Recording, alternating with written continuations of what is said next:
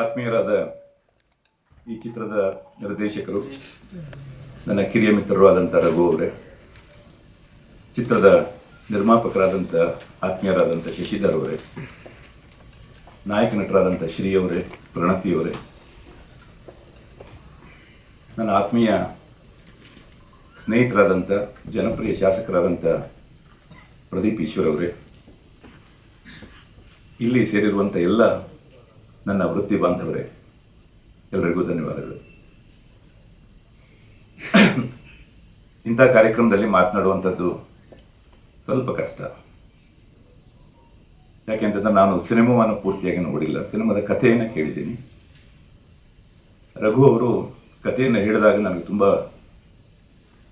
ಇಷ್ಟ ಆಯಿತು ಅಂತ. ಯಾಕೆ ಇಷ್ಟ ಆಯಿತು ಅಂತಂದರೆ, ಅವ್ರು ಹೇಳಿದಂಥ ಕಥೆಯನ್ನು ಹೇಗೆ ಅವರು ಪರದೆ ಮೇಲೆ ಅದನ್ನು ಡಿಪಿಕ್ಟ್ ಮಾಡಿರ್ಬೋದು ಅನ್ನುವಂಥ ಒಂದು ಕುತೂಹಲ ನನಗೆ ಇತ್ತು. ಅದಕ್ಕೆ ಸಂವೇದಿಯಾಗಿ ಅವರು ಒಂದು ಹಾಡನ್ನು ನನಗೆ ತೋರಿಸಿದರು. ಹಾಗೆ ಈಗ ಅದರ ಜೊತೆಯಲ್ಲಿ ಎರಡು ಹಾಡನ್ನು ನೋಡಿದೆ ನಾನು. ನನಗೆ ಶ್ರೀ ಅವರು ಮೊದಲ ಹಾಡಿನಲ್ಲಿ ಶ್ರೀ ಮತ್ತು ಪ್ರಣತಿ ಏನು ಡಾನ್ಸ್ ಮಾಡಲಿಲ್ಲ. ನನಗೇನು ಇವರಿಗೆ ಡಾನ್ಸ್ ಬರಲ್ವಾ ಅಂತೇಳಿ ಅಂದ್ಕೊಂಡೆ ನಾನು. ಬರೀ ಆಂಗಿಕ ನಟನೆಯಲ್ಲೇ ಇವರು ನಿಭಾಯಿಸಿದಾರಲ್ಲ ಒಂದು ಇಡೀ ಸಾಂಗನ್ನು ಅಂತೇಳಿ ಅಂದ್ಕೊಂಡೆ. ಆದರೆ ಎರಡನೇ ಸಾಂಗ್ ನೋಡಿದ ನಂತರ they are fantastic dances, excellent. Just pass ಬಹುಶಃ ಇವತ್ತಿನ ಕಾರ್ಯಕ್ರಮಕ್ಕೆ ಪ್ರದೀಪ್ ಈಶ್ವರ್ ಅವ್ರನ್ನ ಕರೆದಿರುವಂಥದ್ದು ಬಹಳ ಒಂದು ಆಂಟಿ ಕ್ಲೈಮ್ಯಾಕ್ಸ್ ಅಂತೇಳಿ ನಾನು ಅಂದ್ಕೊಂಡಿದ್ದೀನಿ. ಅವರು ಜಸ್ಟ್ ಪಾಸ್ ಇದ್ದವರನ್ನ ಡಿಸ್ಟಿಂಕ್ಷನಲ್ಲಿ ಪಾಸ್ ಮಾಡುವಂಥದ್ದು ಅವರ ಹೊಣೆ. ಅವರ ಸಂಸ್ಥೆಯಲ್ಲಿ ಅವರು ಅದನ್ನೇ ಮಾಡ್ತಾ ಇದ್ದಾರೆ, ಪರಿಶ್ರಮ ನೀಟ್ ಅಕಾಡೆಮಿಯಲ್ಲಿ. ನಮ್ಮ ಪ್ರೊಫೆಷನ್ ಹೇಗೆ ಅಂತಂದರೆ, ಎಲ್ಲೂ ಸಲಹೆ ಇದ್ದವರು ಬರ್ತಾರೆ, ಜಸ್ಟ್ ಪಾಸ್ ಆದವರು ಪತ್ರಿಕೋದ್ಯಮಕ್ಕೆ ಬರ್ತಾರೆ. ಆದರೆ ಈಗ ಆ ಪರಿಸ್ಥಿತಿ ಇಲ್ಲ. ಈಗಲೂ ಕೂಡ ರ್ಯಾಂಕ್ ಇದ್ದವರು ಕೂಡ ಬರ್ತಾರೆ. ಆದರೆ ಜಸ್ಟ್ ಪಾಸ್ ಇದ್ದವರಲ್ಲಿ ಒಂದು ವಿಶೇಷವಾದಂತಹ ಒಂದು ಪ್ರತಿಭೆ ಇರುತ್ತೆ. ದೇ ಆರ್ ಡಿಫರೆಂಟ್ಲಿ ಏಬಲ್ಡ್ ಅಂತಂತಾರಲ್ಲ, ಅದೇ ರೀತಿ ಅವರು ಕೂಡ ಡಿಫರೆಂಟ್ಲಿ ಎಜುಕೇಷನಲಿ ಏಬಲ್ಡ್. ನಾನು ನಿನ್ನೆ ಅಷ್ಟೇ ಕೆಲವು ಜನರ ಸಂದರ್ಶನವನ್ನು ಮಾಡ್ತಾ ಇದ್ದೆ. ಅದರಲ್ಲಿ ಅವ್ರು ಹೇಳಿದ್ರು, ಸರ್ ನಾನು ಜಸ್ಟ್ ಪಾಸ್ ಆಗಿದ್ದೀನಿ ಅಂತ. ಆದರೆ ಅವರ ಮಾರ್ಕ್ಸ್ ಕಾರ್ಡ್ ನೋಡಿ ನನಗೆ ಅವರು ಜಸ್ಟ್ ಪಾಸ್ ಆಗಿದ್ದಿರ್ಬೋದು, ಆದರೆ ಅವರು ಬರೆದಿರುವಂಥ ಲೇಖನವನ್ನು ನೋಡಿ ನನಗೆ ತುಂಬ ಇಷ್ಟ ಆಯಿತು ಅಂತ, ಅವ್ರು ಮಾಡಿದಂಥ ಅಚೀವ್ಮೆಂಟ್. ನೀವು ನೋಡಿ, ನಮ್ಮ ದೇಶದಲ್ಲಿ ಅತಿ ಹೆಚ್ಚು ಟಾಪ್ 10 ಶ್ರೀಮಂತರನ್ನ ನೋಡಿ ಅಂತ.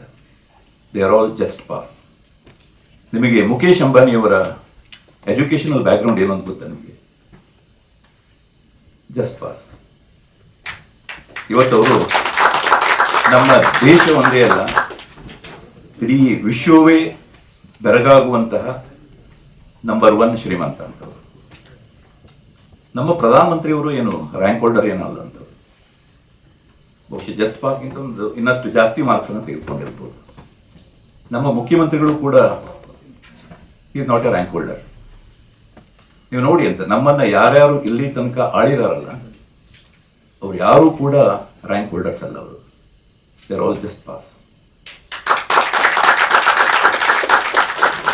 ಆದ್ದರಿಂದ ಜೀವನದಲ್ಲಿ ನಾವೆಲ್ಲವನ್ನೂ ಕೂಡ ಕಳ್ಕೊಂಡಾಗ, ನಮ್ಮ ಪರೀಕ್ಷೆಯಲ್ಲಿ ಅಂಕವನ್ನು ಕೂಡ ಕಡಿಮೆ ಬಂದು ಸ್ಥಾನವನ್ನು ಕಳ್ಕೊಂಡಾಗ, ನಮಗೆ ದೊಡ್ಡ ಭರವಸೆಯನ್ನು ಕೊಡುವಂಥದ್ದು ಜಸ್ಟ್ ಪಾಸ್. ಬಹುಶಃ ಈ ಚಿತ್ರ ಆ ಒಂದು ಮೆಸೇಜನ್ನು ಹೊಂದಿದೆ ಅಂತೇಳಿ ನಾನು ಅಂದ್ಕೊಂಡಿದ್ದೀನಿ. ನಾವ್ಯಾರೂ ಕೂಡ ಜಸ್ಟ್ ಪಾಸ್ ಆಗಿದ್ದಕ್ಕೆ ಬೇಸರ ಪಟ್ಟುಕೊಳ್ಳುವಂತಹ, ವಿಷಾದ ಪಟ್ಟುಕೊಳ್ಳುವಂತಹ ಅಗತ್ಯ ಇಲ್ಲ. ಹೀಗಾಗಿ ನನಗೆ ರಘು ಅವರು ಈ ಕಥೆಯನ್ನು ಹೇಳಿದ ನಂತರ ನನಗನ್ನಿಸಿದೆ, ಈ ಚಿತ್ರ ಡಿಸ್ಟಿಂಕ್ಷನಲ್ಲಿ ಪಾಸ್ ಆಗತ್ತೆ ಅನ್ನೋದರಲ್ಲಿ ಯಾವುದೇ ಅನುಮಾನ ಇಲ್ಲ. ಈ ಚಿತ್ರದಲ್ಲಿ ಹಳೆಯ ಪ್ರತಿಭೆಗಳ ಜೊತೆಗೆ ಹೊಸ ಪ್ರತಿಭೆಗಳನ್ನು ಕೂಡ ಸೇರಿಸ್ಕೊಂಡಿರುವಂಥದ್ದು ನಮ್ಗೆ ತುಂಬ ಖುಷಿ ಆಯಿತು ಅಂತ. ಸಾಮಾನ್ಯವಾಗಿ ದೊಡ್ಡ ದೊಡ್ಡ ಸ್ಟಾರ್ ಕಾಸ್ಟ್ಗಳನ್ನು ಹಾಕ್ಕೊಂಡು ಸಿನಿಮಾ ಮಾಡುವಂಥದ್ದು ಬಹಳ ದೊಡ್ಡ ಸಂಗತಿ ಏನಲ್ಲ ಅಂತ. ಆದರೆ ಯುವಕರನ್ನ, ಹೊಸಬರನ್ನ ಸೇರಿಸ್ಕೊಂಡು ಹಳೆಯವರ ಜೊತೆಗೆ ಅವರನ್ನು ಕೂಡ ಮಿಂಗಲ್ ಆಗಿ ಒಂದು ಸಿನಿಮಾವನ್ನು ಮಾಡೋದಕ್ಕೆ ಧೈರ್ಯನೂ ಕೂಡ ಬೇಕಾಗುತ್ತೆ. ಬಹುಶಃ ಅದನ್ನ ಶಶಿಧರ್ ಅವರು ಆ ಧೈರ್ಯವನ್ನ, ಆ ರಿಸ್ಕ್ ಅನ್ನ ತೆಗೆದುಕೊಂಡಿದ್ದಾರೆ. ನನಗನ್ಸುತ್ತೆ ಯಾವುದೇ ಒಂದು ಒಳ್ಳೆ ಚಿತ್ರ ಮಾಡಿದಾಗ ಅದನ್ನ ನೋಡುವಂತ ಹೃದಯಗಳು, ಮನಸ್ಸುಗಳು ಇದ್ದೇ ಇರುತ್ತೆ. ಆದರೆ ನಿಮಗೆ ಇವತ್ತು ಗೊತ್ತಿದೆ, ಕನ್ನಡ ಚಿತ್ರರಂಗ ಒಂದು ವಿಚಿತ್ರವಾದಂಥ, ಸಂಕೀರ್ಣವಾದಂಥ ಒಂದು ಸ್ಥಿತಿಯಲ್ಲಿದೆ. ನಾವು ಇಲ್ಲಿ ಸಿನಿಮಾ ಮಾಡೋದು ಎಷ್ಟು ಮುಖ್ಯವೋ, ಈ ಸಿನಿಮಾವನ್ನ ಮಾಡಿದ್ದೇವೆ ನೀವು ನೋಡಿ ಅನ್ನುವಂಥ ಸಂದೇಶವನ್ನು ಪ್ರೇಕ್ಷಕರಿಗೆ ತಲುಪಿಸುವಂಥದ್ದು ಕೂಡ ಅಷ್ಟೇ ಮುಖ್ಯವಾದದ್ದು. ಆ ಕೆಲಸವನ್ನ ನಿಮ್ಮ ಜೊತೆಗೆ ನಾನು ಕೂಡ ಮಾಡ್ತೇನೆ, ನಿಮ್ಮ ಜೊತೆಗೆ ನಾನು ಇದ್ದೇನೆ. ನಿಮಗೆ ಬೇಕಾದಂಥ ಎಲ್ಲ ರೀತಿಯಾದಂಥ ಸಹಕಾರವನ್ನು ಕೂಡ ನಮ್ಮ ಮಾಧ್ಯಮ ರಂಗ ನಿಮಗೆ ಕೊಡುತ್ತೆ.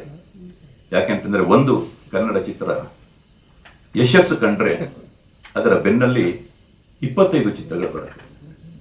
ಆ ಮೂಲಕವಾಗಿ ಉದ್ಯಮಕ್ಕೆ ಮತ್ತು ಕಲಾವಿದರಿಗೆ ಬಹಳ ದೊಡ್ಡ ಪ್ರೋತ್ಸಾಹ ಸಿಕ್ಕದಾಗತ್ತೆ. ಆ ಕೆಲಸವನ್ನ ನಾನು ಇಲ್ಲಿ ಸೇರಿರುವಂಥ ಎಲ್ಲ ನನ್ನ ಮಾಧ್ಯಮದ ವೃತ್ತಿ ಬಾಂಧವರಿಗೆ ಕಳಕಳಿಯಿಂದ ಕೇಳ್ಕೊಳ್ತೇನೆ. ಈ ಚಿತ್ರವನ್ನ ಪ್ರೋತ್ಸಾಹಿಸಿ, ಹರಸಿ, ನಿಮ್ಮೆಲ್ಲರ ಆರೈಕೆ ಇರಲಿ. ಈ ಚಿತ್ರ ಒಂದು ಡಿಸ್ಟಿಂಕ್ಷನ್ ಅಲ್ಲಿ ಪಾಸ್ ಆಗಲಿ. All the best. ನೀವು ಇನ್ನು ನಮ್ಮ ಚಾನೆಲ್ ಸಬ್ಸ್ಕ್ರೈಬ್ ಮಾಡಿಲ್ಲ ಅಂದ್ರೆ ಈಗಲೇ ಸಬ್ಸ್ಕ್ರೈಬ್ ಮಾಡಿ, ಶೇರ್ ಮಾಡಿ, ಲೈಕ್ ಮಾಡಿ.